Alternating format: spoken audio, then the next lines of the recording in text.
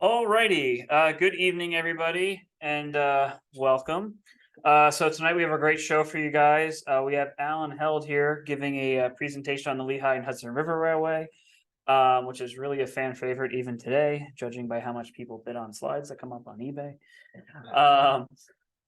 But Alan has agreed to do a presentation for us. He's a big rail fan, a big fan of the L&HR, obviously, and it also works, I'm told, for a railroad that stretches somewhere between Syracuse and somewhere down here. So maybe we'll hear a little bit about that as well. So hearing from a career railroader and a little bit of a railroad historian as well. So without further ado, Alan, the floor is yours. Thank you, Rich. Okay.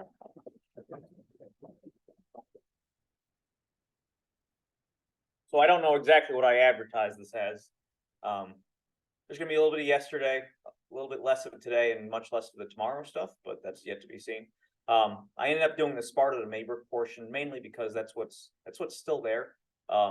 We get a lot of young rail fans, especially nowadays. It's easier to do a lot of the then and now pictures when you're not looking at just trees. So to have the rails in place is important, and to know that, you know, of the 72 miles that the L&HR actually operated and owned between Maybrook and Belvedere, you know, 43 miles of it are still in place, 44, give or take. So, you know, that's it. I kind of focused on that line also because that's what I know best. But just real quick, this cover photo, this was taken sometime in the mid to late 20s. The locomotive in the foreground is the number 11. It's an 1889 Cook, contrasted with a big 1925 90 class two-way consolidation out of Baldwin. So, all right. Before I begin, some special thanks and some acknowledgments here. Of course, the guru himself of the L&HR, Marty Feldner, Doug Barbario, Paul Miller, Eric Piocelli, Peter Brill, the Center for Railroad Photography and Art. You'll see a lot of Don Furler's stuff in this presentation.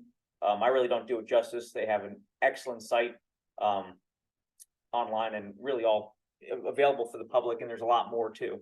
Sue Gardner and of course Bob Benjamin. And then I'd also like to make a special acknowledgement here for Phil Sims and Ed Chris, both of whom have both passed. Very good friends of mine, really diehard Lehigh and Hudson River Railway fanatics. Ed was an employee. Phil was one of the kindest gentlemen you can meet. And maybe you. I don't know where I get a lot of these slides from. I've collected a lot of these pictures over the years. I don't know exactly the trace ownership of a lot of them, so I apologize ahead of time if I've taken something of somebody's, or so if you see your picture, let me know. Anyway, some great resources here, and this was compiled by Marty Feldner. These are the 9 dedicated books on the L&HR that have been published since 1977, so a year after the railroad kind of folded, all the way up until 2021. Peter Brill, the book publishing machine, he just came out with 2 books on the L&HR. I'll put special mention here to Paul Miller's books. He did Tracking Down the L&HR on the West End in New Jersey, and then on the East End here in New York. And he does it mile by mile, bridge by bridge, road by road. Highly recommended. A lot of his material is in this presentation. So, real quick about me. I know this presentation isn't about me, but I grew up in Warwick, New York. I worked for the. I went to school there. Went to college in Ithaca, and then packed up and moved out to St. Louis, and I worked for the Union Pacific Railroad for 5 years as basically a manager of train operations. Salem, Illinois to begin with, and then St. Louis.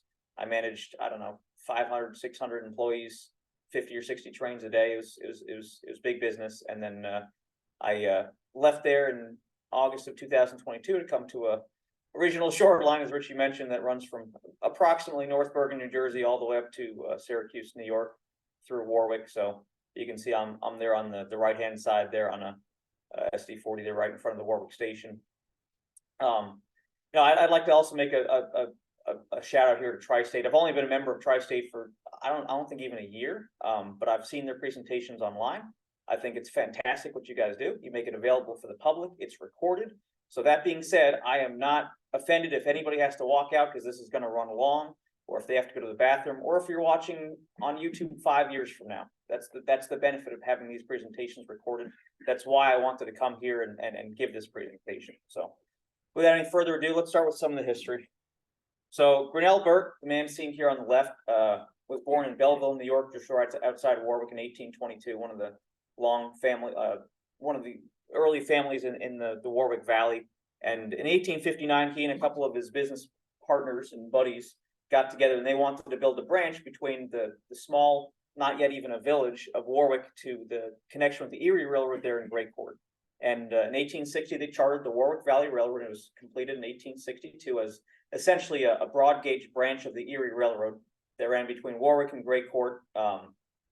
And he must have had some kind of a knowledge of geography or surveying, because the Warwick Valley, if you look at it on a map, and really railroads are a study of geography, and I'm not a geologist or anything like that, so I don't know the history behind a lot of these rock formations. But the Warwick Valley, it's approximately here in the center of your screen, and it runs this long, broad, flat valley that basically runs all the way down the spine of the Appalachian Mountains. They call it actually the Great Appalachian Valley. And Warwick is not so much connected to, let's just say, New York City as it is with Harrisburg to Albany sort of route across the Hudson River. And that's what Grinnell Burt kind of figured out. And the famous quote is that the Warwick Valley would someday be but a link in a great chain and a transportation network. So the Lehigh and Hudson at its fullest extent ran basically between Maybrook, New York, and Belvidere, New Jersey on its own trackage, so about 72 miles. Then they ran over trackage rights from Belvidere on the Belldale, Pennsylvania Railroad's Belldale, all the way down to Phillipsburg. And then they owned a small yard there in Phillipsburg called Hudson Yard, just north of basically the Union Station there. And then across the river on their own bridge called the Southeast and Phillipsburg Railroad Bridge. And there's actually two companies, one in New Jersey, one in Pennsylvania. They were each a couple 100 feet long, so they hold some record for being one of the shortest railroads in the world. And then, of course, they had trackage rights over the Central Railroad of New Jersey from Allentown to essentially Easton. So in 1880, the Warwick Valley built from basically Warwick to the state line. In 1881, there was another railroad called the Lehigh and Hudson River Railroad, not to be confused with the later Lehigh and Hudson River Railway, that basically built from Belvidere timetable east. And other railroads were incorporated, the Peak West and Walk Hill, the Way Beyonder Railroad. And in April 1st, 1882, they were all consolidated to become the Lehigh and Hudson River Railway. And it was originally Great Court to Belvidere, but in 1889, the Poughkeepsie Bridge was completed. So the Lehigh and Hudson had this paper railroad they called the Orange County Railroad that built up and over Great Court all the way to Maybrook, and then acquired trackage rights all the way to over the C&J all the way to Allentown. So by the time the turn of the century rolled around, they had essentially a 110-mile long railroad. Some online industry included milk, zinc, lime, iron to a lesser extent. Zinc in particular in the Franklin, New Jersey region. So the Mountain Hill Railroad was incorporated in 1891, and we'll touch on that in a little bit. Sorry about that. The railroad was actually headquartered in New York, in Warwick. So it was, for me at least, a hometown railroad, and that was the same way with Grinnell Burt. And then it was mostly through traffic. So I know the L&HR kind of gets grouped in with the anthracite lines, and yes, they did haul anthracite coal, and they did have the Wooten fireboxes, but they didn't have any online coal or anything like that. They were mainly for east-west through traffic, west to east through traffic, really forwarding traffic from the industrialized regions of Pennsylvania and points west, all the way to the great gateway of Maybrook and over the Hudson River. So in 1904, the control went to Lehigh Coal Navigation. 1905, the connection with the DL&W at Andover was opened. So they had trackage rights over the DL&W Sussex branch from Andover to Port Morris. It's a huge boon in traffic. And then eventually ownership was split between most of its connecting roads. They wanted to kind of push the New Haven out of a point of access to the Pennsylvania region. So part of the other railroads, they got in cahoots, and they each owned between 15-20% of the railroad. And that's the way it worked for most of the first part of the 20th century. So here's the great yard there at Maybrook. This is looking south, geographically south. The point splitting off to the left is the L&HR. Off to the right is Central New England, heading to Campbell Hall. Of course, the great bridge over the Hudson River. And then this is that bridge over the Delaware. down there between Phillipsburg and Easton. Like I said, it was the Southeastern and Phillipsburg Railroad Bridge.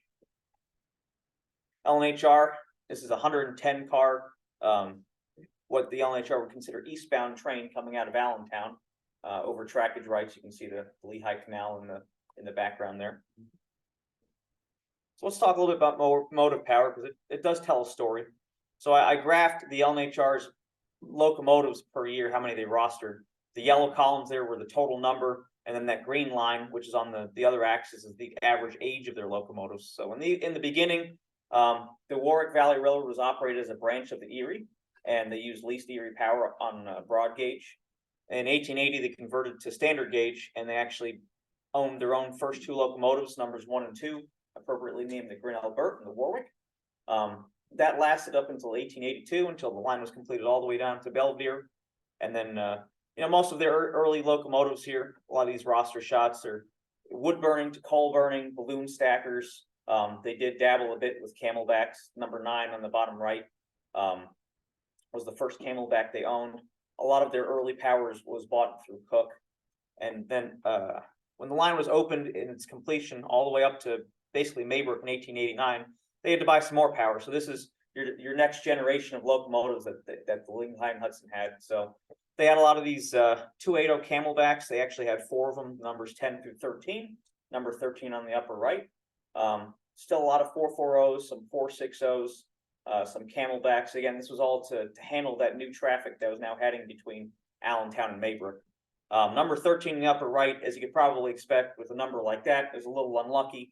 1895, it actually exploded. The story was actually coming back from Maybrook. They were doing work in Greycourt, and they actually forgot their conductor. So they had to run back up light power to Maybrook against orders, picked up the conductor, and then on their way, timetable west at a place called State School was when the accident occurred. So November 10th, 1895, which tomorrow will be that anniversary. In 1905, that connection with the DL&W via Port Morris was a huge boon in traffic. And this is you really see a lot of the camelbacks come in. So the locomotive on the upper left was actually a secondhand Lehigh Coal Navigation locomotive. It was originally numbered 16, and then it went to 27, then went to 57. The L&HR did this strange thing where they had to backfill numbers. So if you ever look at a roster of L&HR steam locomotive, you've got a lot of the first number 3, the second number 3. The number 15, I believe, had 3 different locomotives, all numbered number 15. A lot of 460s and mixed service as well. So they had passenger service all the way up until 1939, and then in 1912 because they had trackage rights over the Pennsylvania Railroad. Pennsylvania Railroad ran a special train called the Federal Express. It was their crack train, basically between Washington, Philadelphia, and Boston. And it ran over the L&HR up until 1916. That's when the Hell's Gate Bridge was built, and they were able to basically bypass it and run through Penn Station. But during that period, there's a lot of upgrades to the line, including signalization, automatic block signals over the L&HR. But in this period, you got a lot of camelbacks, a lot of 280s, all Baldwin, 460s, and then in the upper right was the number 8. It was their only purpose-built passenger locomotive.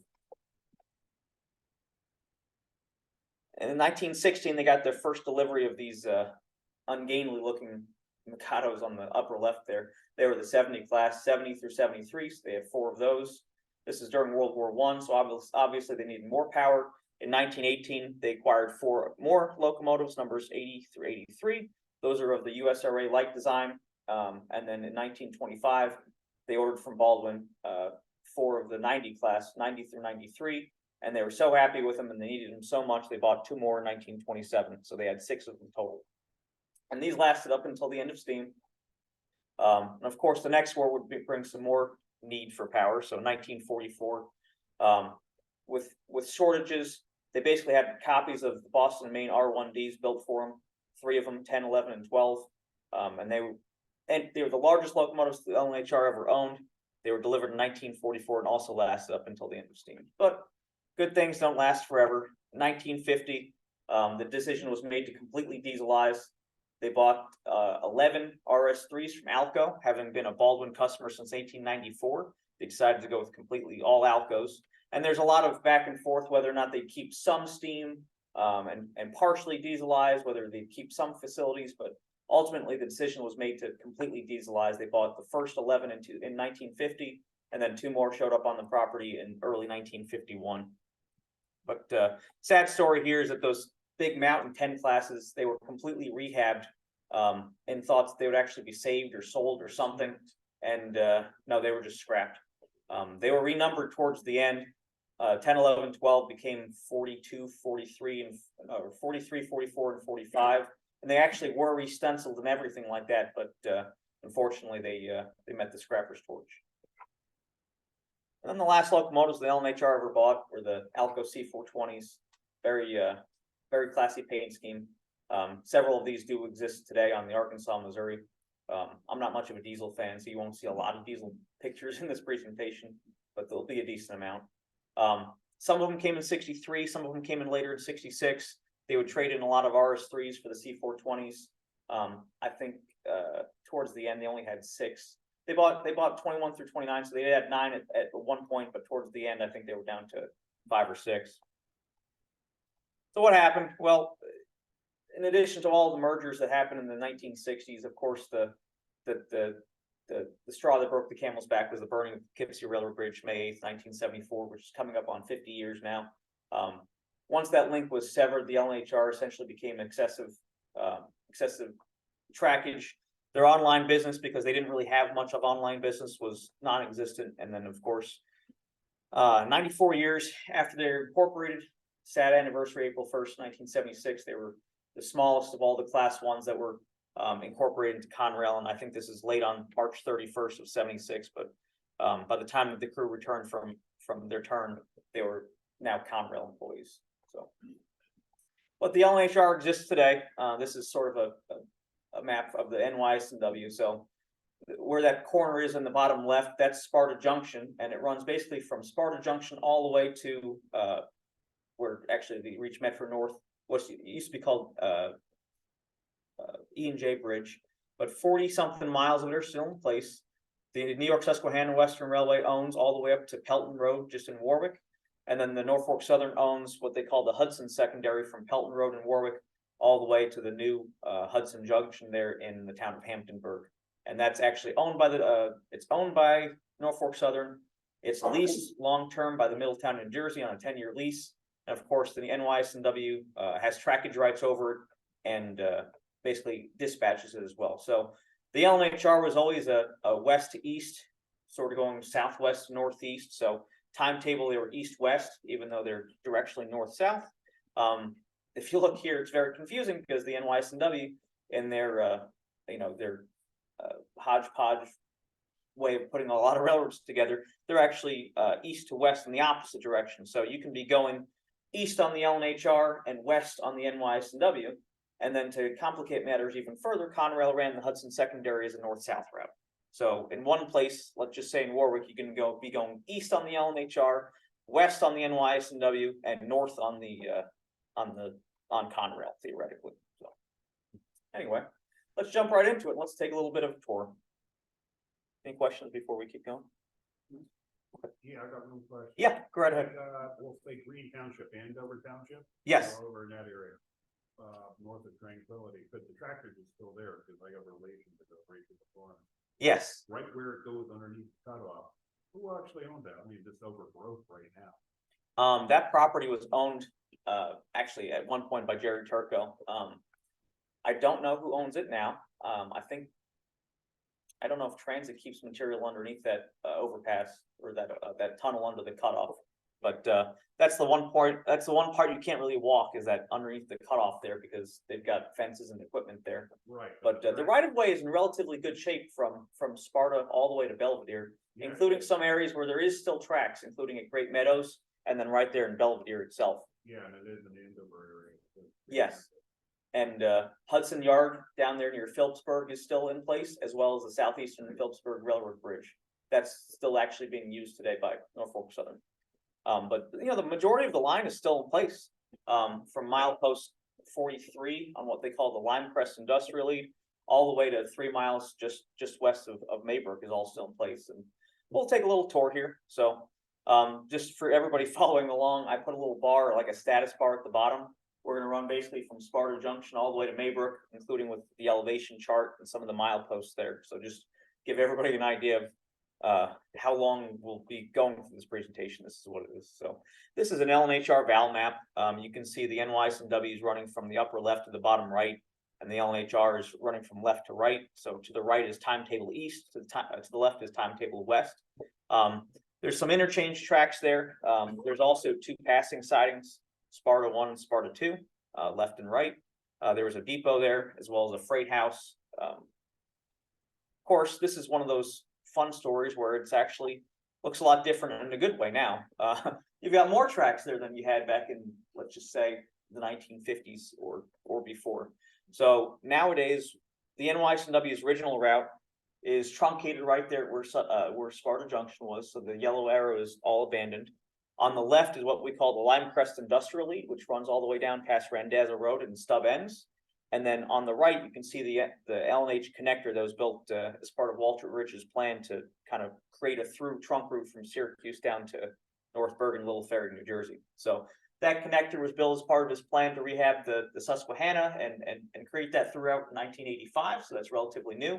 Where that switch meets from there onto Randazzo Road is all considered yard rather than main track. And then there's a lot of different industries here, and a lot of credit really has to go to the Nicholson family. He was the founder of Eastern Propane, and he basically took the old Sparta 2 runaround switch and just pulled it across, and that's where he decided to transload propane, and it's still being done there today. Several customers here, I believe 5, including one that the NYS&W actually operates, a sugar transload facility. So they take sugars directly from the rail cars into trucks, and it goes to all sorts of places like M&M and Hackettstown and Ocean Spray, Gertrude Hawk, you name it. So good news story there. Some older Bailey photos of what Sparta Junction used to look like here. The first photo is looking timetable east on the NYS&W back towards I guess Butler. You can see it was actually a 2-story building, a freight house that was a joint freight house between the L&HR and the NYS&W. Later years, I guess they decided to truncate it, make it a single story building, a lot of the classic Erie Railroad advertisements, because it was under Erie control at the time. You can see also track diagram there between Sparta 1 passing siding, Sparta 2 passing siding, the connection tracks. It was a very interesting interchange agreement where the NYS&W actually have to come across the diamond and then shove back towards that interchange track, and I'll show you a couple pictures there. Not sure where this is from, but this is a westbound NYS&W train with the classic tilt board there. You'll notice when it's tilted like that, it's okay for movement across on the NYS&W. And then when it's straight horizontal, that was for movement on the L&HR. So he's going to come across here and then shove towards that interchange track that's curving up into the left. Another one, I believe these are John Treen shots, but I'm not exactly sure.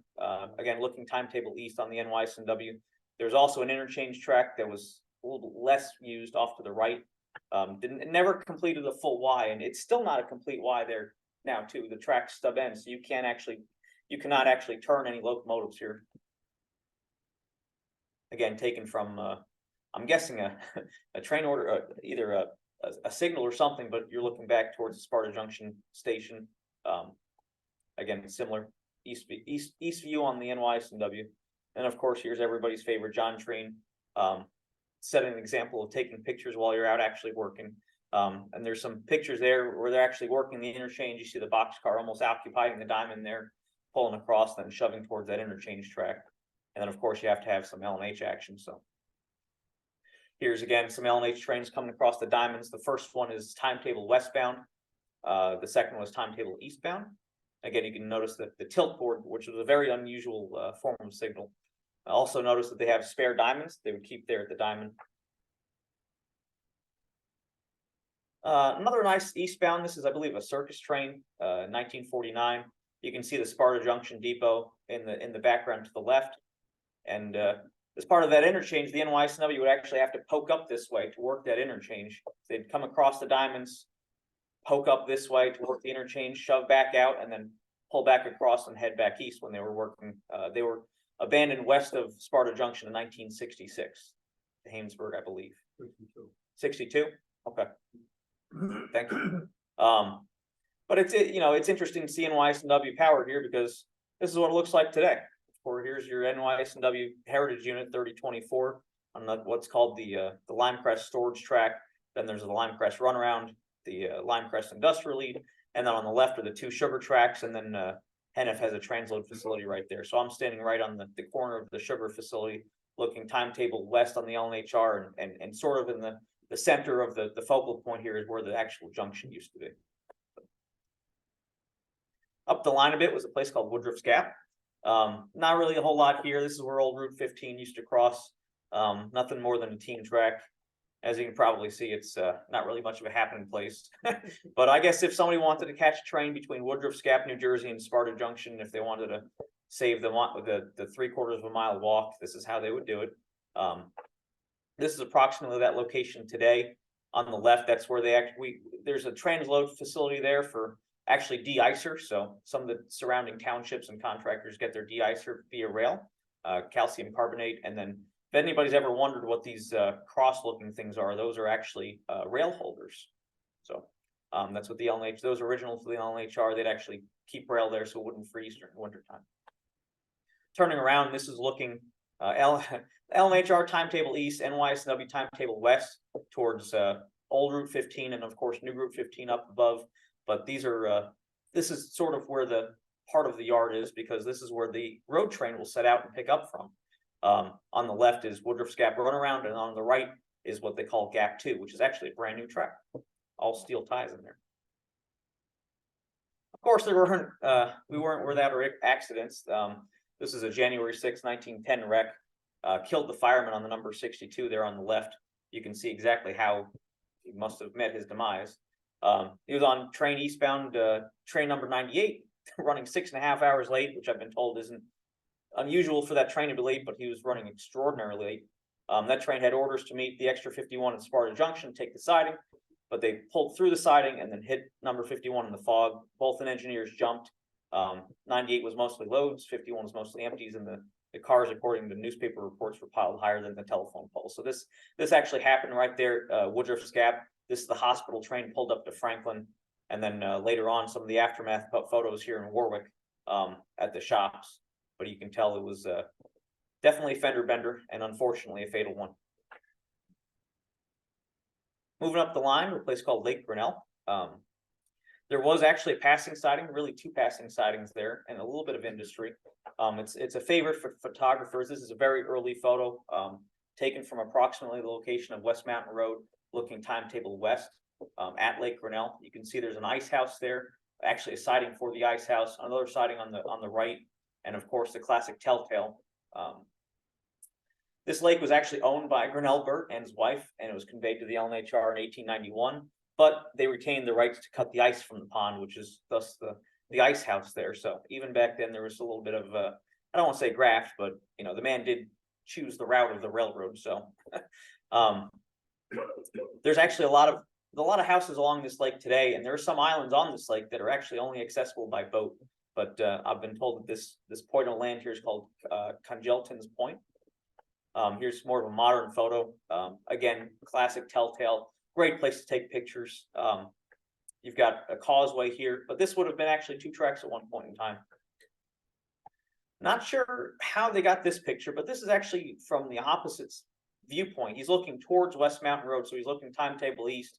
Nice semaphores in the foreground. You can see the passing siding, and in the very far distance, you can actually see the bridge for West Mountain Road. So another little gem there. This I found on a glass plate negative that was, I think, 5 by, it was pretty big, 3 by 5 maybe. Moving up the line was a place called Monroe. So this is Old Prospect School Road. I think it's called Old Monroe in New Jersey, because there's many places named Monroe. But if you'll notice on this map, the original line was just a straight line, and the problem they had was with the ground. It was actually considered to be a sinkhole. So in 1883, they actually had to reroute the entire railroad up and around that sinkhole, and that's the alignment that's retained today. I mean, it actually has this little bit of an S curve in it, and that's called the sinkhole at Monroe. Again, Spartan facilities here at Monroe, just a small freight house shown here in 1918. Here's your first furler picture. This is Kimball's Pond on the right. This is a westbound here at Kimball's Pond towards the end of steam. So this is April of 1950. And Monroe is also known for one of the 2 boiler explosions. We saw the other one of in 1895. This was the second one in 1925. Killed 1, severely injured 2 others. And this was locomotive number 54. It was a 280 consolidation. And nobody really knows what happened other than the pressure got a little up there. Happened right there at Monroe around the sinkhole. It was a pretty bad week for the L&HR. This was March 1st of 1925. That same week, the president of the railroad, Lewis Riley, actually died. So pretty actually a bad year for the L&HR. And it blew it quite off. It quite literally blew it off the frame. So interesting pictures here, at least.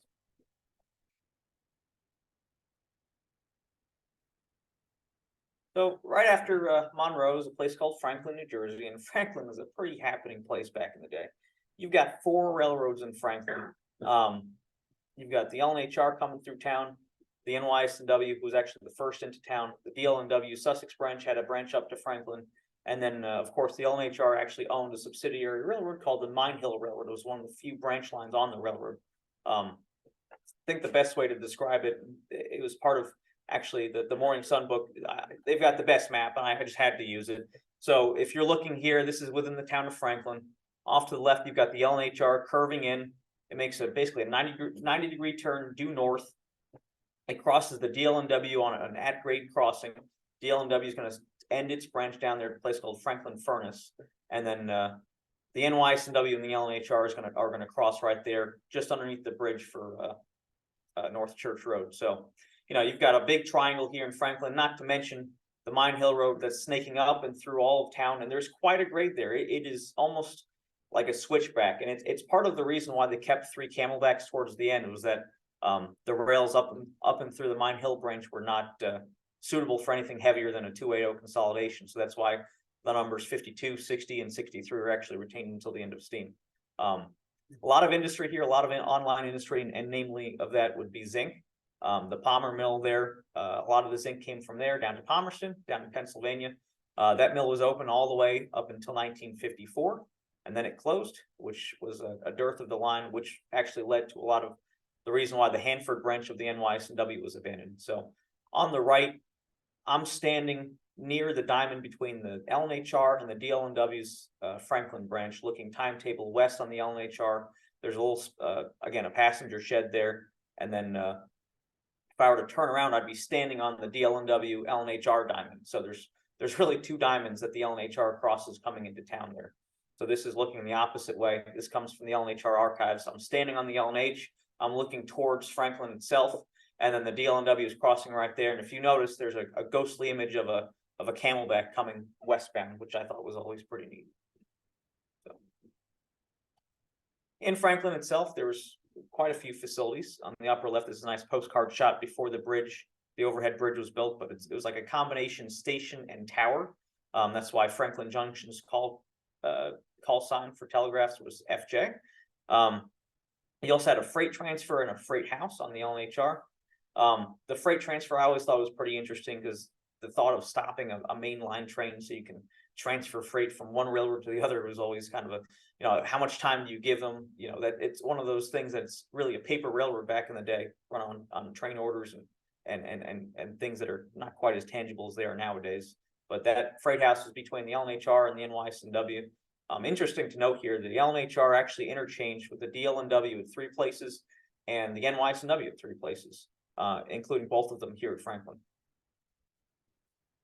Not a great shot, but I like to show it to illustrate kind of all the trackage that existed here in Franklin.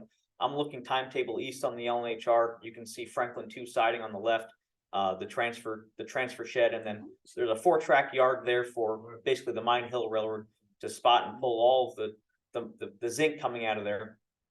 Another shot from the bridge. Very clearly, you can see the Susquehanna is going from the upper left to the bottom right, crossing the L&HR on a diamond. L&HR is curving from the bottom right up to the left.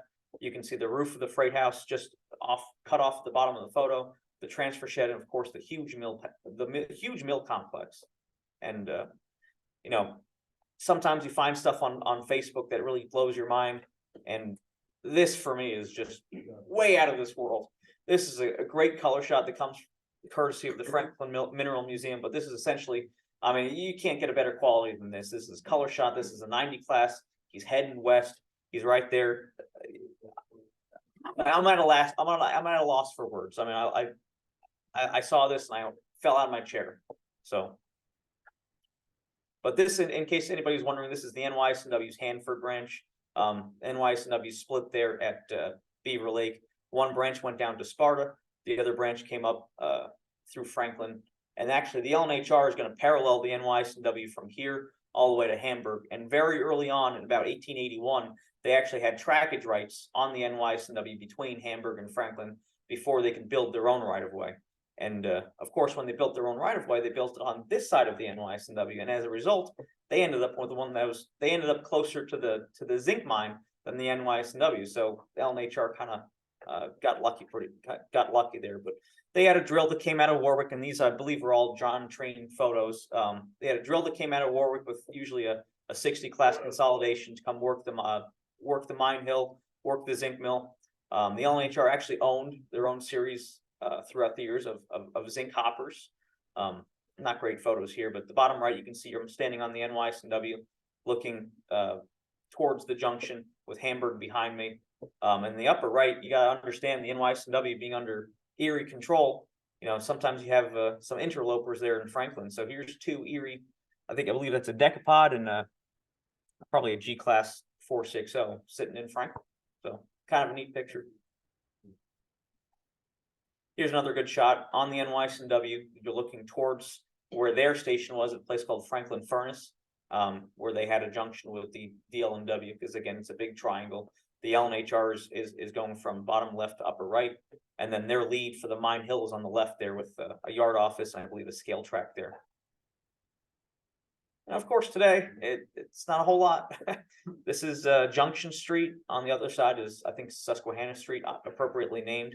They replaced that bridge, North Church Road, going back, I don't know, maybe it's 5-6 years ago. So the original bridge from 1928 was there up until a couple of years ago. If I turn around, you really got, again, there's not a whole lot there. The Susquehanna would be going straight up and down in this photo. The diamond would be right in front of me. And then, of course, all the mill complex would be off to the right. It's also worth noting the L&HR had a little spur called the Atlas Spur that broke off of the place just north of where the mine hill broke off. I don't know if this is from the Atlas Spur, but I like to think it was. This is a glass plate negative of the second number 3, originally built as the number 17, but clearly doing some kind of construction work. So somebody can correct me where this actually where this actually was taken, because I would love to know. Up the line, next station is called Hamburg. It's worth noting here that actually the portion between Hamburg and McAfee was not built by the L&HR or any of its subsidiaries. It was built by the Sussex Branch Railroad. The Sussex Branch ran basically from Warwick, Hyperhumus, all the way to Franklin on the Franklin branch. And then they had trackage rights from Franklin all the way up to Hamburg on the NYSNW. And then it was then known as the New Jersey Midland. And then they had their own branch. It was almost this discongruous branch between Hamburg and McAfee. And the L&HR, as part of their consolidation and building out of the line in 1882, they actually purchased and acquired that portion of the line. But here in Hamburg, it's just a simple combination freight and passenger station. You can really see well in this picture that how closely they paralleled each other between Franklin and Hamburg. The L&HR is on the right, and the abandoned NYSNW Hanford branch is down below. There was a paper mill there, and actually there was an interchange point there. So this is the third point of interchange between the NYSNW and the L&HR. You had Sparta, Franklin, and again here at Hamburg. But this interchange was definitely an early iteration. In the background, you can see the Wheatworth mill. Again, this is the main traction really for Hamburg. The L&HR, you can see its facilities on the upper right-hand side. This is where it's split. The NYSNW almost ran through this facility on its way up towards Quarryville, and then a connection with the M&U there to Hanford Junction. Not much facilities here at Hamburg. This is looking timetable west. I believe that's Hardin Lumber on the left. Just a little spur track, team track set out essentially. Up the line, we're kind of coming downgrade into McAfee, getting into more of the meadowy areas. McAfee had, of course, a passenger station, freight station, and then a lot of local industries here too. We'll talk about all the lime. So this is the McAfee station. If you notice, it looks familiar. It's the same design as Great Meadows, Vernon, here at McAfee. Is actually pretty close to a New York, West Shore, and Buffalo design. I think whoever designed them probably designed them both or copied the plans. But this station actually still exists. It's not in its original location. It's actually within the town of Warwick off of Route 94 South, and I believe it's part of a private residence today.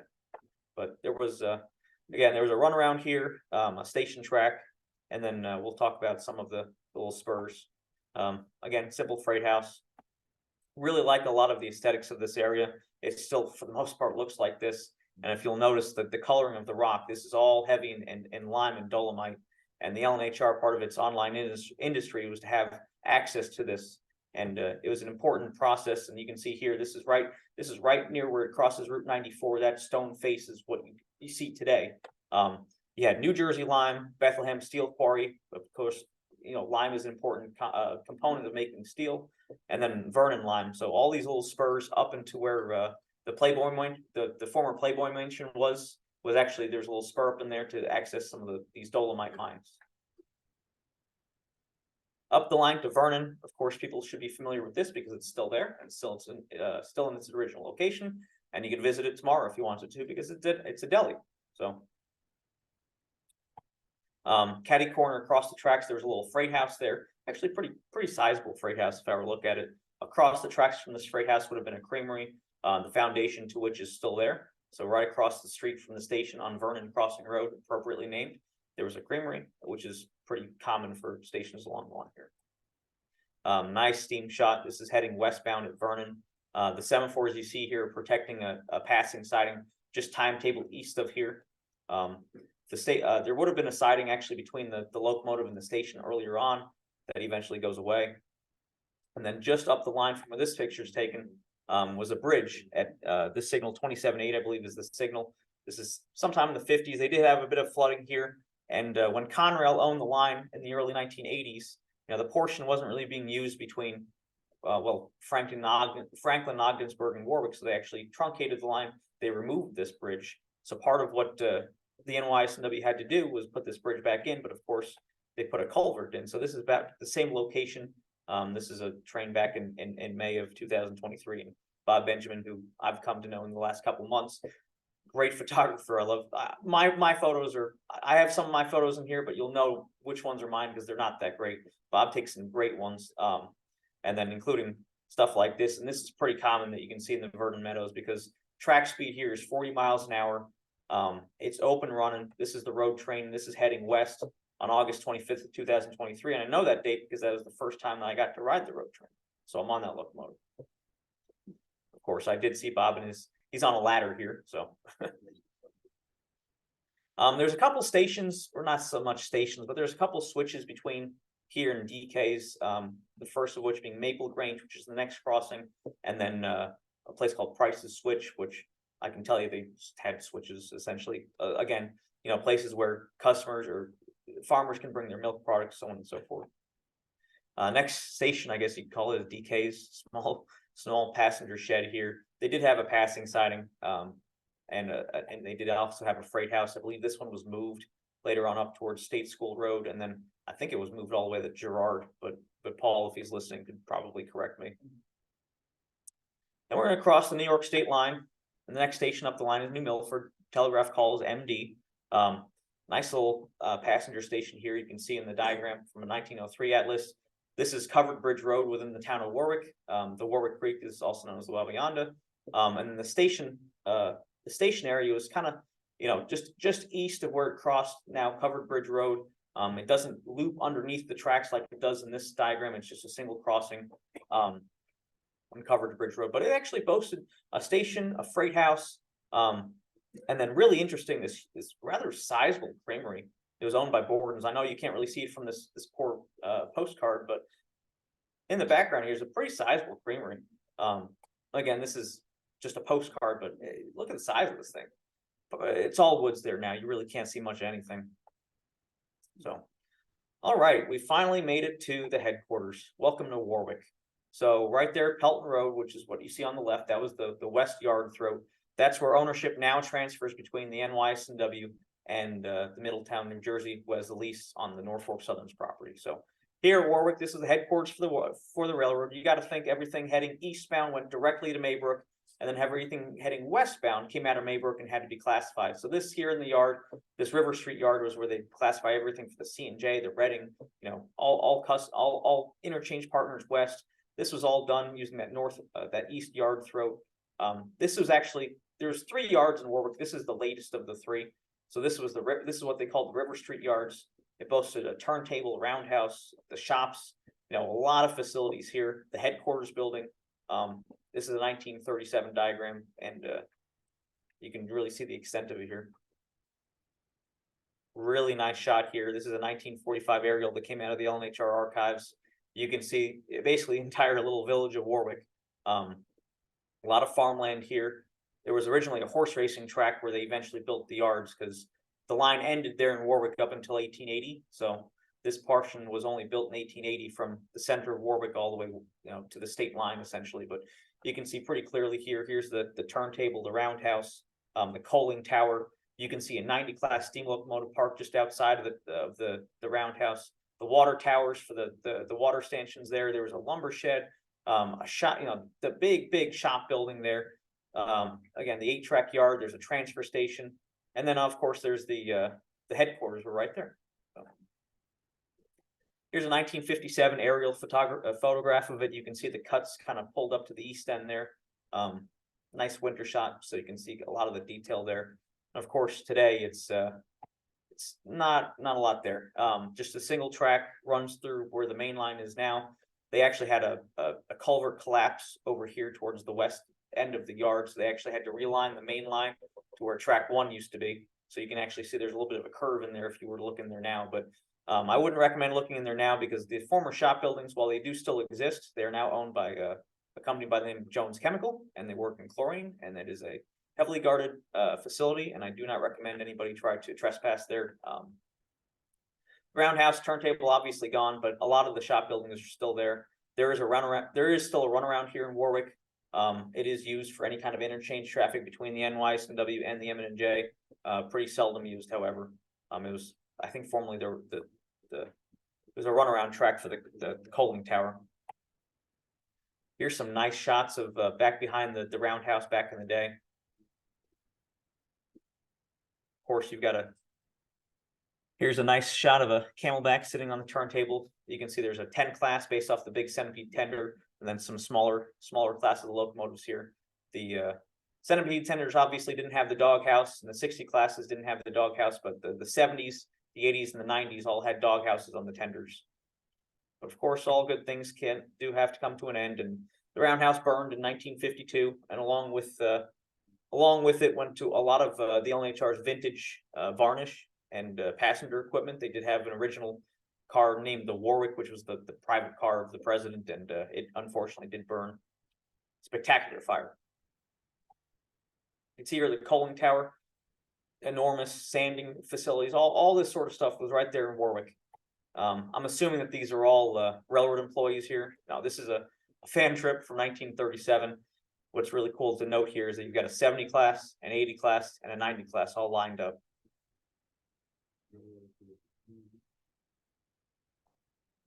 Classic view of the headquarters building. These yards were all built between 1907 and 1910. So again, kind of in conjunction with the opening of the line or the trackage rights to Port Morris in 1905. The River Street yards were somewhat of a result of that. The headquarters building, this is where all the dispatching was done for the L&HR. And this building still does exist. There's a lot of trees here, but it had a nice walkway down to the tracks. The front of the building was actually towards the track, and the back of the building where you park your cars, it doesn't look so nice because it wasn't made to be the front of the building. This is, again, probably part of the construction of it, standing from the roof of that building, looking out into the yards. Again, very early, probably 1910 or so. You can see how things are developing. This is around 1950. You can actually see in this photograph some steam and diesel. But this is where most of the employees for the L&HR came to work. towards the end, all of the runs were out of Warwick, so everybody would crew swap at Warwick. Prior to that, they would lay over in places like Allentown and Maybrook, but no, the L&HR employed a lot of people in the town and the village of Warwick, and you know, a lot of the prominent lawyers in the big houses that you see in Warwick nowadays were, you know, former L&HR bigwigs and executives.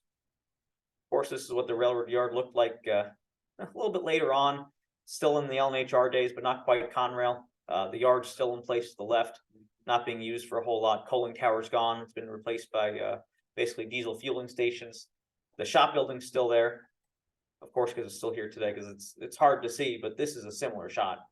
You can see the runaround and the main off to the left, and there's some spur tracks into Jones Chemical, but other than that, that's about it. Inside the shop building, really do a lot. You had a lot of visitors here because the L&HR leased power from time to time. You did have other railroads with trackage rights. Their power would get serviced here at Warwick. Of course, like I mentioned, doesn't look like this nowadays. Again, nice shot looking out towards the yards.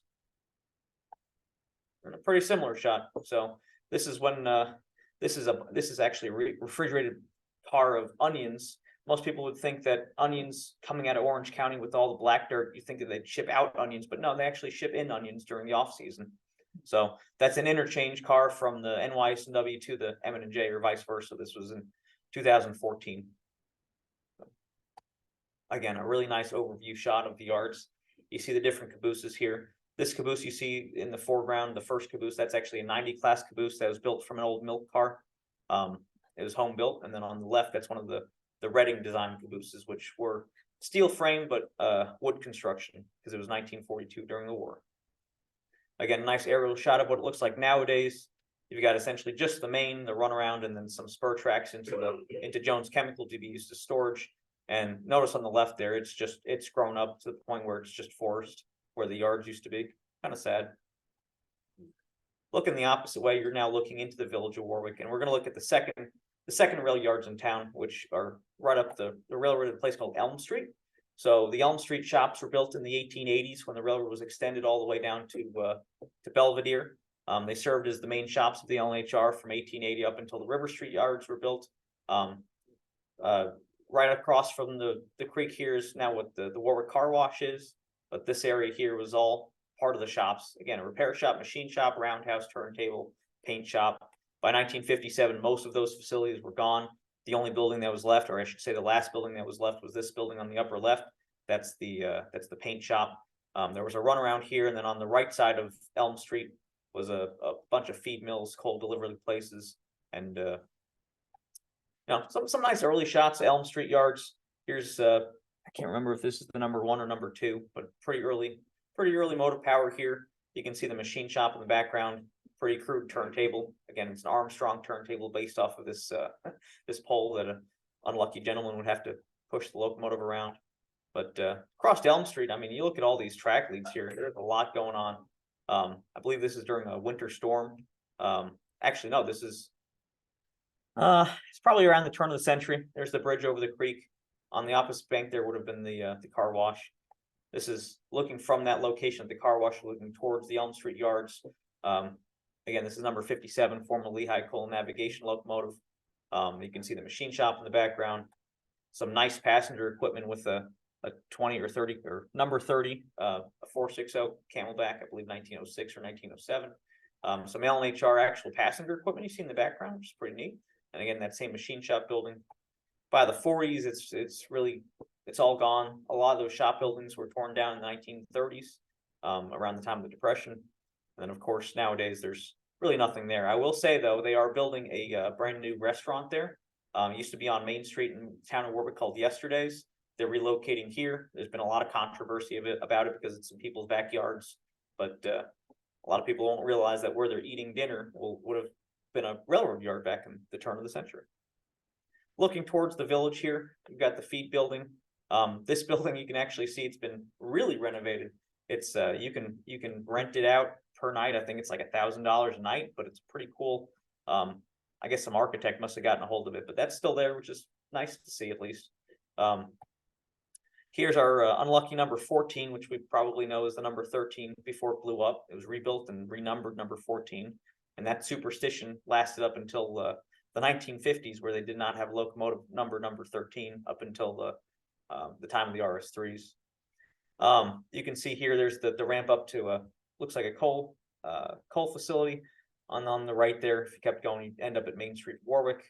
This is during a winter storm. You can see it's taking its toll. A lot of these pictures are during a lot of storms, a lot of floods or storms, because that's when people go out and take pictures.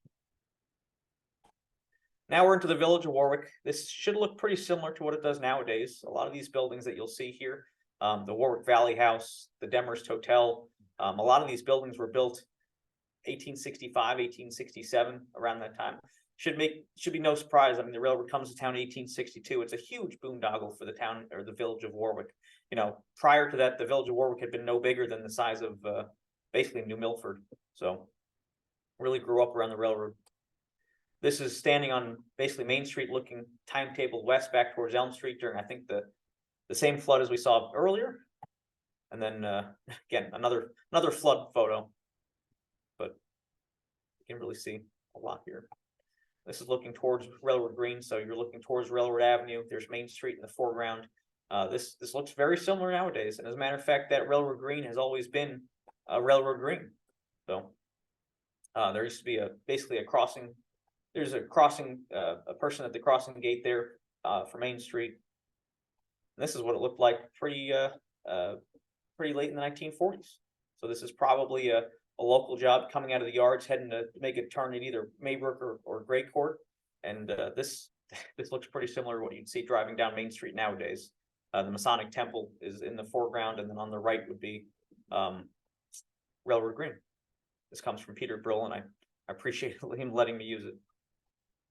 So this was the original terminus of the Warwick Valley Railroad, way back when they actually did have a turntable here. I've never seen any documentation of it, but this is where nowadays it's all a big parking lot off of Bank Street and South Street. But you've got a lot of local industry right here in Warwick. You've got a freight house, you've got a storehouse, Conklin Strong, which is a local distributor. Nowadays, this is where Kukin Lumber is. This is 1957. Again, you can see a lot here. This is between the crossings here. It's Main Street, and then South Street, and on the far right there, that's Forester Avenue. It crosses the way beyond the creek a couple times through here.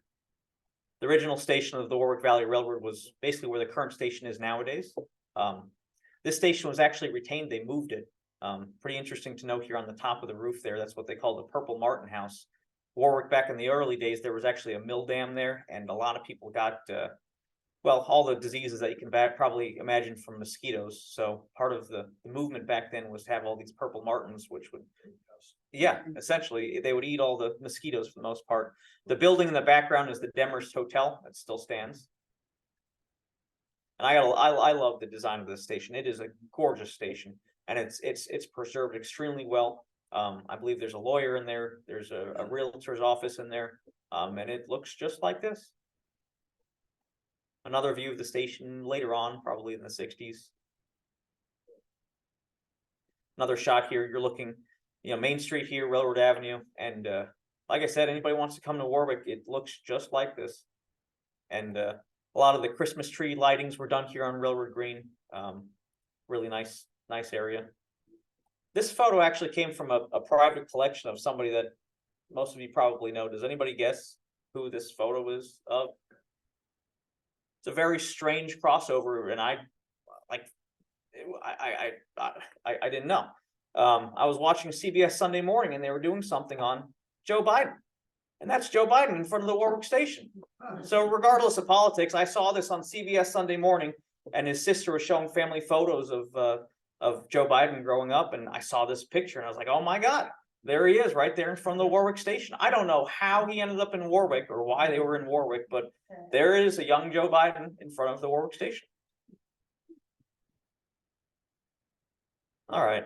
Here in Warwick, there was a freight house. It still got cars up until the 50s and the 60s. The storehouse is actually still standing. Nowadays, it's Peck's Winery. There's a realtor's office in there. But this is off of Bank Street. And of course, back in the day, there was a lot of snow. This came from Phil Sims's personal family album. You can see here, this is definitely struggling. This is a bobber caboose, a 280 consolidation, and one of the L&HR snow plows right there. Looks fairly similar, Railroad Avenue in the background. They're clearly digging out from some kind of a storm. You can see here, I'm counting 1, 2, 3 camelbacks at least there in Warwick. So either pushing a snow plow or trying to get something open to clear the line. So in the foreground, you see on the bottom right, that's the freight house. And then on the bottom left, that's the old passenger station that they moved from the location of the current station up South Street to where it stood up until it was torn down. Back behind it there, that's where Kukin Brothers is nowadays. So this is approximately, if I'm standing on the station platform looking towards South Street, Conklin and Strong was the local distributor of things like granite and other building materials on the left there, and on the right is a shed for Kukin Brothers, which this shed is still standing. So kind of an interesting landmark and an interesting point to pivot upon. Here's a 1950 image of a 70 class drilling out what is now Kukin Brothers. You can see the Demarest Hotel in the background. You can see the station in the bottom right, and you can see what is now the dispatch building way in the background there. Looking now east, this is originally was known as Lake Street, and you can imagine why. It's now known as Forester Avenue. You're looking timetable east towards what used to be a passing siding, and they had a couple storage track called Burt's. This is what it looks like nowadays. The passing siding would have been on the left. And then in 1966, Georgia Pacific built a warehouse back into the left. It still stands. It no longer receives rail, obviously. Up until maybe 20 years ago, this crossing still had 2 tracks, with the second track being the switch to go up into the old Georgia Pacific building. So moving up the tracks, we come to a little place called Wisner. Telegraph sign was SB. For Stone Bridge. Originally it was known as Stone Bridge, but because of a place in Ulster County known as Stone Ridge, the post office changed the name to Wisner. Of course, the railroad took 10 years to do the same, so eventually became the station shop known as Wisner. I grew up right here in the little hamlet of Wisner. Again, it's a little farming community. Hamlets like Belleville, they would bring all their farm and milk products over here to Wisner, loaded on the train. Here's what it looks like nowadays. Still mostly farm, some trees and stuff like that. Merchant squares in the upper left here. It's a couple of pizza places, some doctor's offices, but I grew up in a little bi-level right across the tracks and along the creek there. So this is looking timetable east at Wisner. You've got again, the milk platform, the freight house, the station.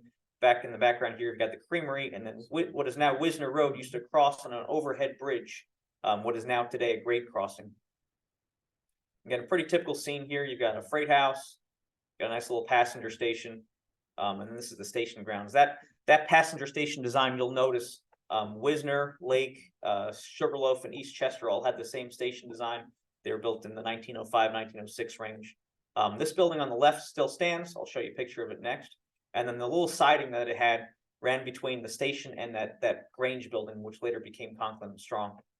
So this is essentially the same view. One of my photos. This is essentially the same view. That warehouse. It was bought by Conklin and Strong in 1918, and it stood as a general store up until 1957. I think it's still an office space for lease, but the station would have been essentially in this grassy area to the right. And up until a couple of years ago, you could still see marks of ties for that old siding. This is a westbound coming through Wisner. You can see very faintly to the right of the train in the background, that's the freight house. And then to the right of that, you can actually see a boxcar spotted there. You can see the semaphore blade and the overhead bridge in the background. But what's interesting about this siding here at Wisner, Peter Brill in one of his books basically uses a 1905, basically a train history, a train list. And one of the moves that they do is they pick up an empty coming out of Wisner, but they're heading westbound, and that switch faces east. So I'm thinking the only way that they could have done that is to basically cut off their train east of the switch, pull in light power, pull the car all the way down to essentially the fouling point, pull back up, and then pull that car onto their train, which is where you take a big oak pole and you put it one corner of it to the back rear of your tender, and the other one to the front corner of the boxcar, and you just push it. So that's the only way I could think they could have done that, but they did it, and they've got documentation that it happened. So now we're standing on the bridge and we're looking timetable east. You can see the semaphore. You can see the telltale there. Really nice on-furler shot. This is pretty late in the game, 1950. This is the number 93. I do the headlight to which still exists. It might be in my collection, it might not be. This is towards the end here. This is looking in that same general direction. You can see an electrical substation in the background that still exists. Telltale is gone, the bridge is gone. This is looking the opposite way. You can see right where this CP rail boxcar is approximately where the road crosses at grade. Part of the NYS&W's through train program in early mid 1980s. They took down a lot of these overhead bridges and replaced them for a lot of these stack trains. So you can see the Telltale. There's the switch stand for the little switch that went into the Conklin Strong and the freight house there, but obviously hasn't received service in quite a while. Now I do a lot of walking along the line, and part of the reason I love the L&HR is that here's a single track railroad that exists mostly in its entirety, and scenes like this is just, they're everywhere along the line. The railroad exists in as it is now. It's almost looked like that for the entirety of its existence. So it's never like, oh, it was double track and now it's single track, and switches here, switches there. Most of the railroad, it looks like this, and it's always looked like this, and that's part of the appeal why I love this L&HR. Besides having grown up with it, up the line is a place called State School Road. This is a wreck in 1947. Nice shot of 90 class. That's a New Haven wrecker that came out of Maybrook down to State School. They never really had a passenger station there. There was a state school for boys that was established on the other side of the road in 1927. Later became the prison, and now is owned by, I believe, the town of Warwick. They've turned it into, there's a brewery in there. There's a sports facility. But again, nice shots of a wreck. Nobody was hurt in this one, fortunately. And then even nowadays, this is 10 years old now, but the M&J, part of what they did is they came out of Campbell Hall as a CH1. They'd make a turn in Warwick and they'd come back behind the train here, because this is looking L&HR timetable west. Behind the picture here is Mid-State Lumber. That burned in, I want to say, 2015 or 16, and they rebuilt it, and they still receive rail service, to the best of my knowledge. But the caboose that the M&J would use, and this is of course before PTC and all that sort of stuff, they'd use that caboose as a buffer for the chlorine cars coming out of Jones Chemical. Nowadays, most of the stuff that you see on the M&J is either leased transit power, or they've got two Jeep 38s that they bought, 21, 74, and 75. Again, it has in compliance with basically transit and Metro North. They have cab signals and PTC over the little portion between Campbell Hall and Hudson Junction that they have to run on. So up the line here is a place called Lake. There's a little hamlet and a long passenger siding. The triple blade semaphores here are pretty famous. There's a lot of pictures here. I believe this is a further shot of the siding here at Lake. This is probably pretty early 1912, 1913, when they were just installing those semaphore signals for the Federal Express to be able to run through here. Not a lot of trees, and you can see some of the mountains in the background. It's a really beautiful place to take pictures. There's a creamery and ice house. This is looking the opposite direction. It's a Bob Collins shot. This little road here no longer exists. It was called Clark's. The lake itself, that is now Wickham Lake, used to be called Clark's Pond. And this is somewhat of a modern day shot of that same thing. So again, a lot more trees here.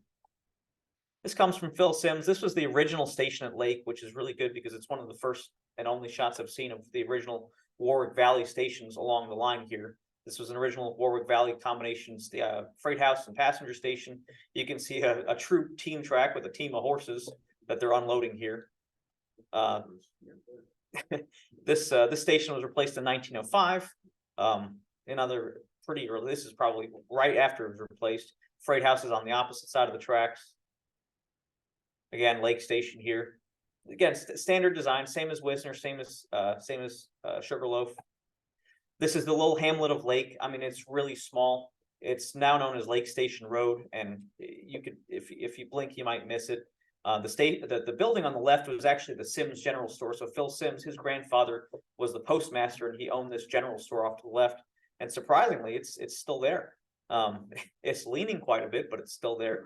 Station's gone. The passing siding's gone. Just nothing but a couple signal boxes are there now. Again, this is from Phil's personal album, looking timetable west. There's the train order board, the station, the freight house. That freight house was actually moved to East Chester eventually and became a section house. I don't know where exactly he got this one from, but I love this angle. This is basically next to Lake Siding, which was a long passing siding there between Lake Station and near Sugarloaf. And This was used for a lot of train meets and stuff like that, and it's just a stunning shot. It's likely John Tree on the living board. You think so? Yeah, I think so. Okay. Yeah. This is the west end of lake siding, so this is now getting to Sugarloaf. Nice, again, nice Don Friller shot. This behind the train here is what they now call Sugarloaf bypass or Kings Highway bypass. So there's now a road crossing there. This is looking in the opposite direction. This is a photo by a photographer by the name of Wayne Brumbaugh, who I'd never known before, actually probably 2 weeks ago. Fantastic shots. I've loved seeing his stuff. He doesn't get quite as near as maybe a Furler or a Bob Collins, but he's back a little bit more, and you can see a lot more of the scenery. So also of note here, you can see the telephone box on the left. You know, none of the L&HR was ever CTC'd. It was all automatic block signals. Essentially, you get orders to hold at a siding or hold at a certain location. You called the dispatcher, and then you receive, you know, additional Form 19s or additional permissions from there. So this is the west end of Lake.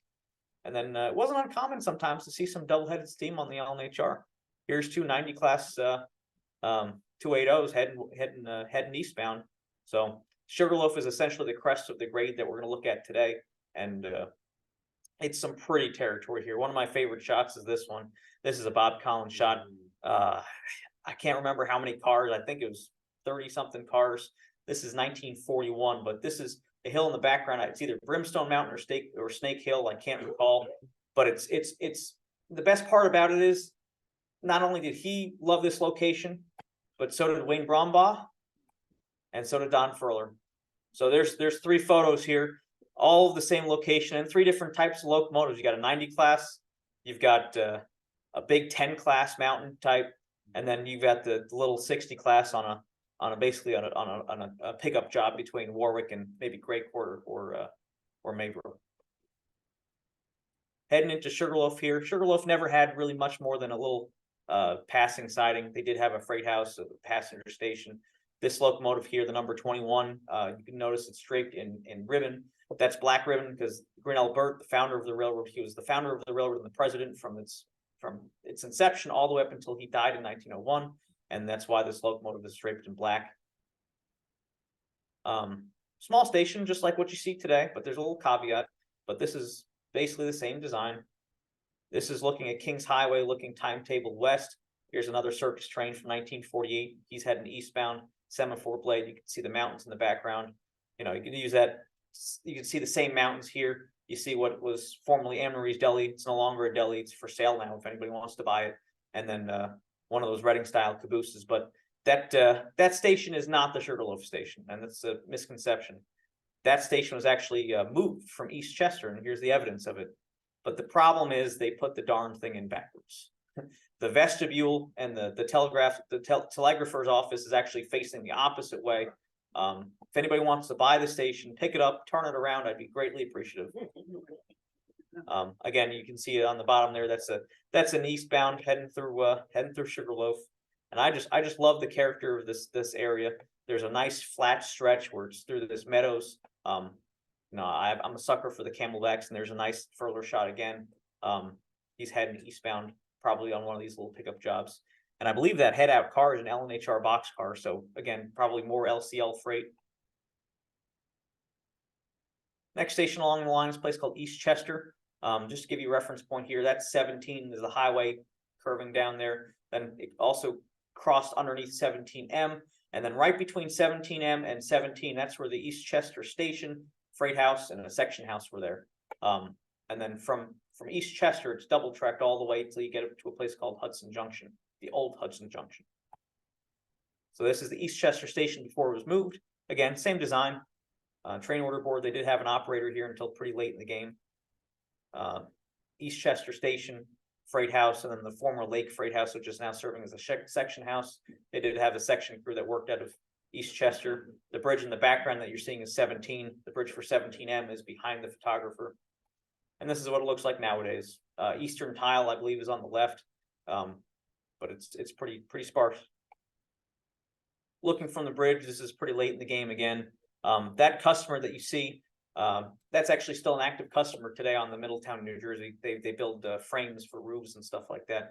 This is the beginning of where you see that what they called Hudson 1, one of those passenger sightings. And then I was kind of surprised to find this one though. There's Pensy Power sitting there in East Chester. I don't know what they're doing. I don't know if it's probably on trackage rights, considering that's a Pensy caboose there too, because as part of the reciprocal trackage rights agreements, the L&HR had trackage rights over the Belle Dell, and the Pennsylvania Railroad gained access to Maybrook. So it wasn't uncommon to see Pensy trains coming into Maybrook, but I didn't think we'd find power like this.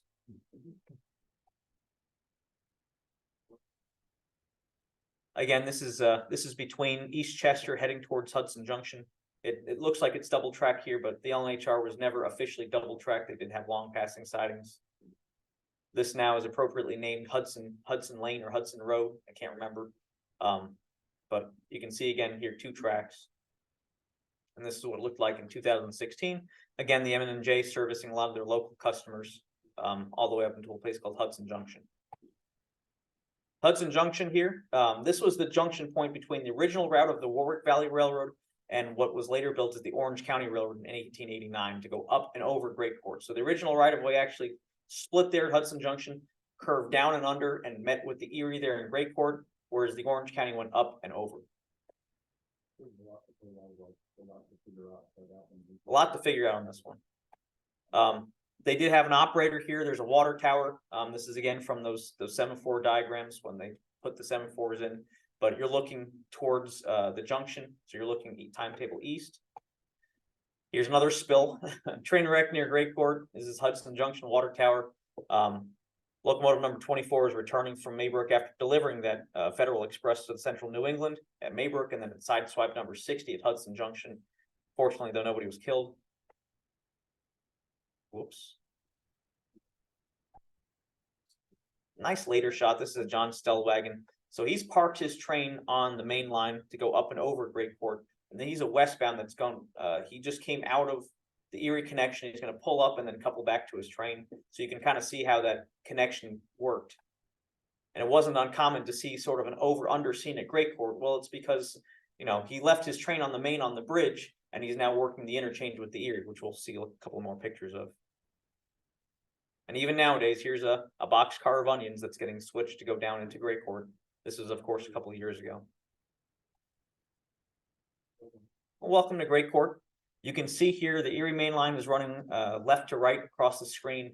The Y you can see on the right there is for the Newburgh branch, which was built pretty early on, 1850. And the Warwick Valley Railroad, you can see on the left, curved into Great Court, and then basically was operated almost like a through train with the Erie back when it was controlled by the Erie, and it would run all the way to the Newburgh car floats up in Newburgh. Orange County Railroad was built up and over. So this is now in the original Warwick Valley. This is Great Court Road. A couple nice shots of some C420s going in to work the interchange. And it looks pretty similar to that nowadays. The track here is in pretty rough shape. Off to the right, and that is I think that's my bike. Off to the right, there's actually an old turntable, a little 60-foot turntable that was used for a lot of these pickup runs. This is standing on that bridge looking towards the village of Chester. The Erie main line is in the foreground, and then you can see the L&HR's Warwick Valley original right-of-way on the other side of this freight house. There's a joint freight house between the L&HR and the Erie. That turntable would have been somewhere behind, above the roof of the freight house there. The turntable pit's still there. And of course, you came into Great Court itself. This was a beautiful station. This is where basically passenger trains would terminate, where you can actually get off an L&HR train and make a connection with an Erie train down to Jersey City. Beautiful station. This is from the bridge looking into the yards. So looking timetable east on the Erie, you can see the water tower in the background. That's where they curved off to go to the Newburgh branch. You can see the L&HR on the right. There's a couple of hotels there. The interchange yard is behind the station itself. And then up above the station, you can actually see the tower there, GC Tower, which there was a man tower in Great Court on the Erie Railroad. Later on, of course, it lost a lot of its ornamental values. This is after the end of passenger service. You can see, though, there's the interchange yard off to the right. It splits right there on the other side of this little road. There's 3 tracks the L&HR owned. There's some dead-end storage tracks. Erie main lines on the left. This is an old postcard. Actually, it's not an old postcard. This is actually, I took it from my game. I build routes on Train Simulator. So I built a route on Train Simulator from Warwick to Great Court, and I'll take screenshots and then I'll turn them all sepia toned and I'll make them look like postcards. So this is actually from a train simulator. Again, this is an Erie eastbound in Great Court. Nice K1 there, if I'm not mistaken. This is after the end of passenger service on the L&HR. Going away shot, probably an RS3 on the Erie. You can see here how the telltales are all strung out across the Erie main line. Really nice Stellwagen shot. RS3's heading westbound over the bridge. Of course, you can't forget the caboose. I mentioned earlier that over-under shot. This is not two trains. This is the same train. He's left his train on the main. He's ducked down to basically work the interchange, and he's going to head back up towards Hudson Junction when he's done working the Erie interchange. Of course, nowadays it doesn't look much like that. There's two team tracks that exist nowadays, essentially in the same location as where not the Erie main was, but a couple of those interchange tracks were really grown up in this area. The last L&HR passenger train was on July 8th, 1939. Before that, they had cut back passenger service from Belvedere to essentially Warwick, and then they were just running a shuttle service essentially between Warwick and Great Court into the late 1930s. Then finally, 1939, they pulled the plug. This is the crew on the last train. I do have their names written down somewhere. But up the line here in Craigville, very popular location for photographers even nowadays. There's this little cemetery. That bridge, it looks like a railroad bridge, but it's actually the Route 94 crossing. And then on the opposite side of it is Rose Orchard. So the shot on the right here is another furler shot. And then looking back towards Great Court, you can see there's this long stretch where it goes through these meadows and sort of like a sag. That's all black dirt country. There's a pair of semaphores back behind the train. You can see Goose Pond Mountain is in the background there, and he's heading eastbound, about to cross underneath the Route 94 bridge. Again, nice shot, 1945, Don Furler. This little farmer's overpass is actually still standing. This is part of Rose Orchard, a very, very common place to take photographs of both the L&HR and then its successor roads. But there's a lot of curves in this area. It's a very windy area. You kind of come out of the black dirt and then you head into the mountainous regions. And one of these curves actually turned to be deadly in 1925. This is a pretty famous wreck. The number 25 on a mixed train was heading eastbound. When they took the curve a little too hot, and well, they derailed. There's a lot of photos of this, a lot of contemporary accounts. There's an ICC report on this. It was a mixed train. Fortunately, no passengers were killed. I don't think they had a whole lot of passengers to begin with, but this was a 460 Camelback number 25, and I don't believe it was rebuilt after this. Again, some aftermath shots. You can see the record train coming out. That's what's left of the Camelback on the left, and a pretty neat looking Central New England work train coach. But some other shots here, Craigville. These are all Don Furlers. Again, a lot of reverse curves in here. Bob Collins loved this area. Don was always up here. You can catch a lot of L&HR stuff, but one of the beauties of the L&HR is that you didn't always catch the same 20 locomotives. You caught sometimes some foreign moves, and here you go right here. Here's a Pennsy L1 decapod on the upper left, an ONWY2 on the upper right, a CNJ on trackage right, bottom left, and then a LACO on a P1, I want to say, in the bottom right. And the interesting thing, these are all taken in 1942. So busy place, the L&HR, and it's not always L&HR power that you're going to see. Sometimes you get some oddities. So I think these are all either Bob Collins or Don Furler. Up the line was a little hamlet called Farmingdale. Fortunately, I only have one slide on this. They had a little team track and at one point a freight house, maybe even a passenger station. You can see something spotted there, but this is right around milepost 7, so we're coming up towards the end of the Orange County line. Hamptonburg was the next stop. Did have a station at one point. HB was the call sign. Here's a nice 10 class heading, I believe, westbound.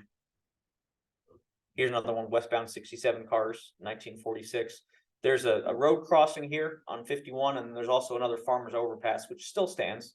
And you'll see it. Actually, it's not a farmer's overpass, it's a road. Between Hamptonburg and a place called Girard, There was a long passing siding called Gerard, and actually there's still a siding there. They recently put in a new siding to store cars for the M&J between basically Gerard and Hamptonburg, now known as Hamptonburg siding. But this road that you see here is called Sarah Wells Trail. There's a small freight house here, and then you can see there's some diagrams for the long passing siding there at Gerard. And this is a common place where you might see some NYSW trains tied down. Well, at least back in the old days, if something really went awry, but trains hold here to get onto New Jersey trains, and so not to block Sarah Wells Trail. There's a distance signal there, back behind them there, so longer trains don't have to pull up to see the signal there at HJ. They can hold behind that distance signal. And this is where, unfortunately, the L&HR ends. So the new connector was built in 87 and 88, what is now called Hudson Junction, which is the new Hudson Junction as opposed to the old one. Basically as a means to get from the former L&HR Hudson Secondary onto New Jersey Transit Metro North to head west. This was another Walter Rich invention. The bridge here was known as E&J Bridge. The Erie's Graham Line, which is what they enter here, was built as the Erie and Jersey Railroad, which is a paper railroad for construction purposes. But this here, from here on out to the end of the presentation, has all been abandoned, unfortunately. Prior to this connection being built, NYSW trains had to go all the way up into Maybrook and either run around their train or swap power because there was no Y up there. So they had to do basically a pull-by maneuver to get around their train and head west. That's why this connection was so important. They can just make a left-hand turn and head directly west on the old Graham line. Next station up the line was a place called Burnside. This is where the L&HR crossed the O&W at grade. The O&W was actually the first railroad to come through here on their Middletown branch in 1883, but because the L&HR was coming up grade out of Maybrook, they actually had rights over the O&W across these diamonds here, a place called RX Tower. There was a station there. The station was since demolished. Somebody built their house, I guess, in the style of that station, so a lot of people get that confused. They think that the station's still there. Unfortunately, it's not. They had a couple of interchange tracks here with the O&W on basically both sides of their main. And originally, before they built all the way to Maybrook, the L&HR ended right here at Burnside, and they would have trackage rights over the O&W all the way from Burnside to Campbell Hall, which is pretty interesting. Didn't last very long before they actually built all the way into Maybrook. Nice, really nice shot. This one's heading, I believe, can't remember which direction it is, but this is another February of 1946. There's RX Tower right there. A lot of snow and ice. This is fall of that same year. This is a furlough shot. He's coming, I believe he's coming out of Maybrook, heading timetable west. RX Tower's a little worse for wear there. I don't know if it's still occupied at this time. The O&W in this same year actually went from double track down to single track.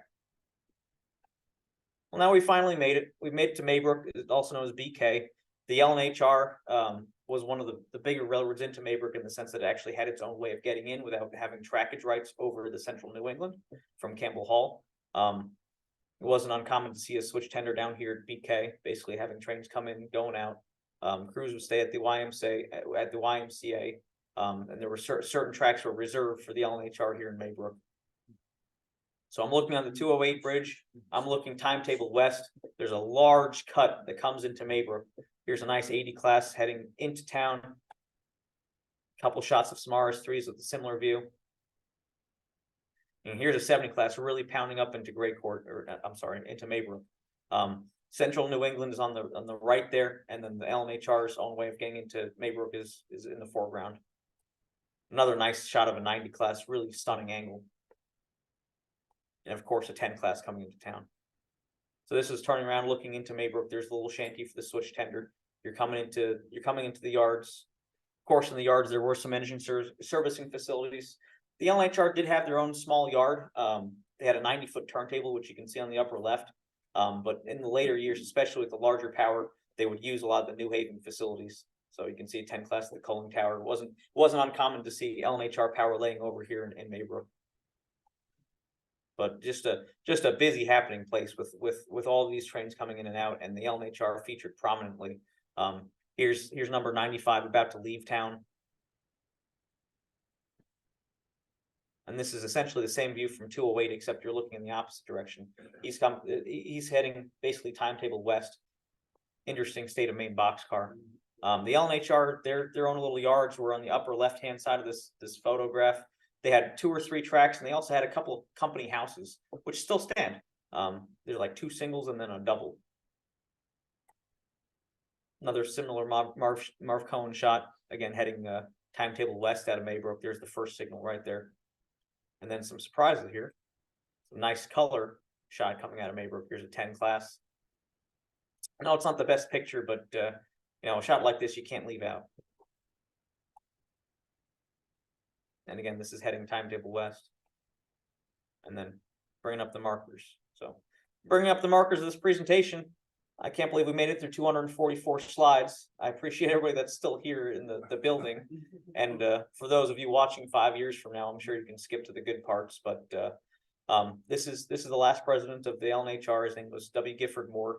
He was the only real L&HR president that was outside hire, but he did a lot of good for the railroad up until the end of the line in Conrail. He recently passed in 2017, but you know, part of their goodwill was to have Santa Claus on the old bobber caboose come out to town, and that bobber caboose is still extant. It's part of the Warwick Historical Society's collection. And you know, as another plug here, the Toys for Tots train will be running over this portion of the L&HR late on December 9th, and then on December 10th they're running from Warwick all the way to basically Campbell Hall, and then Montgomery, and then all the way to Port Jervis. So if anybody's got any toys that they want to bring, or they want to see parts of the line, come out and bring them. You know, I'm as part of being an L&HR fan, I want people to come out and photograph these places. You know, the future of the L&HR, I say that tomorrow, you know, you never know what's going to happen. You know, that's part of this railroad. We only run, you know, the road train only runs, you got to figure it only sees traffic 4 times a week, down and back, down and back.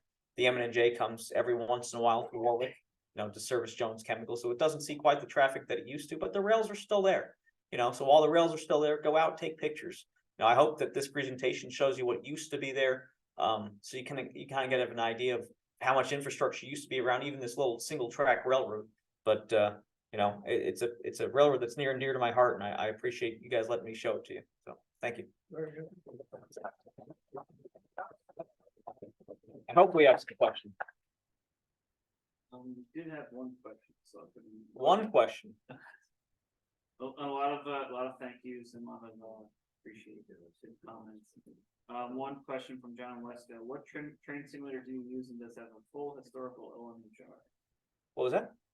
Which train simulator do you use, and does it have Oh. a full L&HR? I use Trains Railroad Simulator.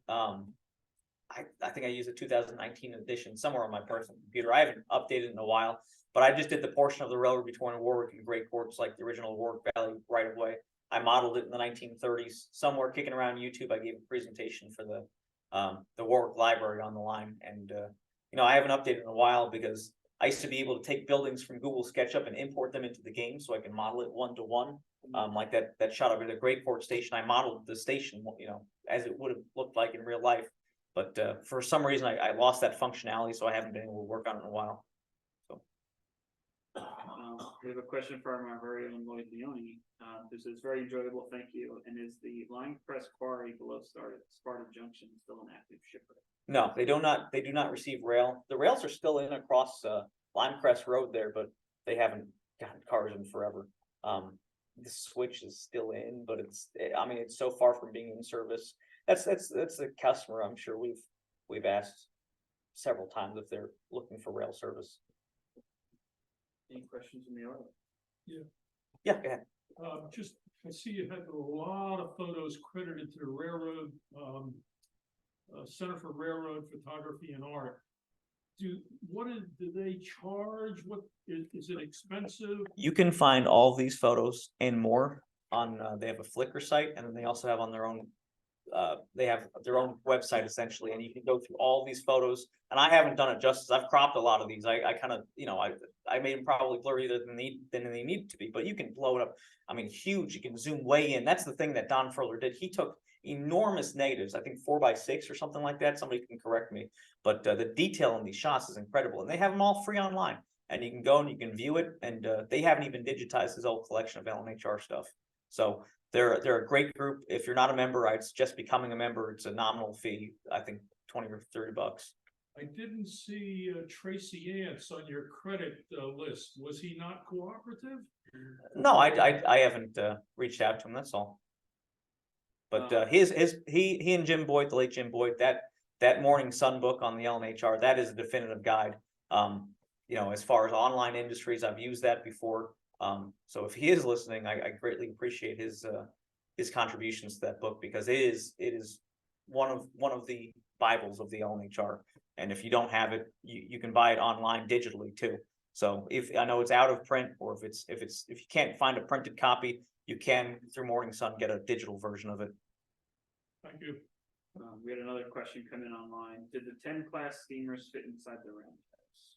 Yes, there's evidence of it. You can see the back of a tender poking out. They actually, I can't remember if they lengthened some of the stalls.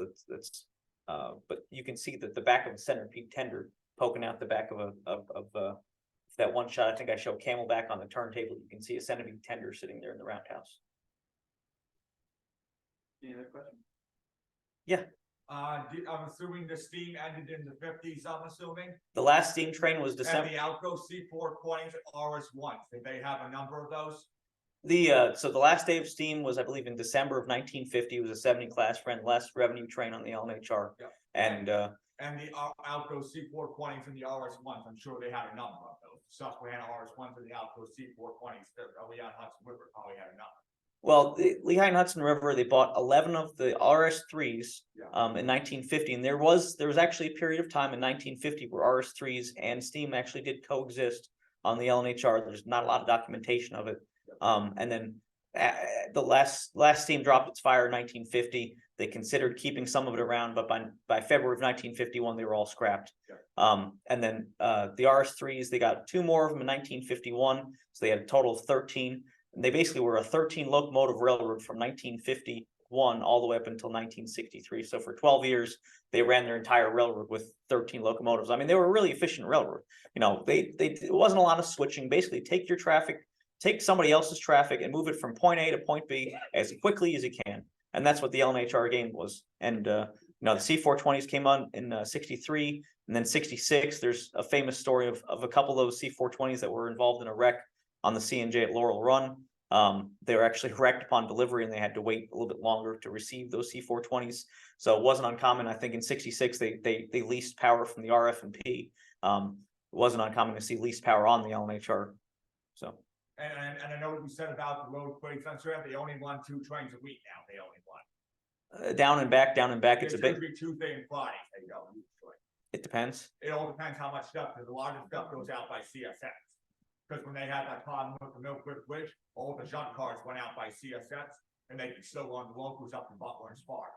You're correct, and for the sake of security concerns, I won't tell you what the schedule is because it does vary. But essentially, every car that the NYSW currently handles is destined for an online customer. We don't have any through traffic, so you're correct. We can either receive those cars in Syracuse via the CSX, or we can receive them in North Bergen via the CSX. Yeah. Same thing for the North Fork Southern to Binghamton and North Bergen. So Thank you very much. no problem. Yes. Do any of the L&HR diesels survive? anywhere? Yes. I have a full roster somewhere, and actually, I think there's an L&HR Facebook group. If anybody's on Facebook, it's a very active group, fairly active group, and it's very on point. Highly recommended to join that. I posted something on there. I include like a full roster. You can find other rosters online, but several of the C420s do exist. Most of them are on the Arkansas, Missouri. A couple RS3s still exist. There's one of them, the number 4, which is currently owned by the DL. Another one is owned by the Battenkill Railroad. I believe it's the number 405. It was former number 10, and it's still on the Battenkill, and I believe it still runs. So it's out of service right now. Okay, but I mean it's still extant. Yeah. That's the important part. And no steam obviously exists. Equipment does exist. Several cabooses do exist. The number 94, which was one of those converted milk cars, does exist down in South Jersey. A couple of the 10 class Reading cabooses exist. The 81 obviously still exists. It's removed from the rails, but the Phillipsburg, down in Phillipsburg, number 18 has been beautifully restored. So next time anybody's in Phillipsburg, see if you can find it. It's painted. It's beautiful. Anyway, thank you very much. Thank you. Thank you very much. Thank you, Em. Well, you're-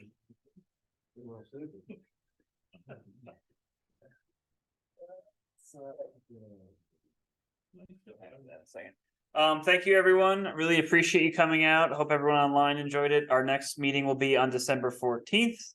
And as the old saying goes, you don't have to go home, but you can't stay here. Our rental ends in like 5 minutes, so thank you. Oh, we ran right up against it. Good night, everybody. Good night, Captain Bill. Thank you, Ryan. I don't know how the heck I got through all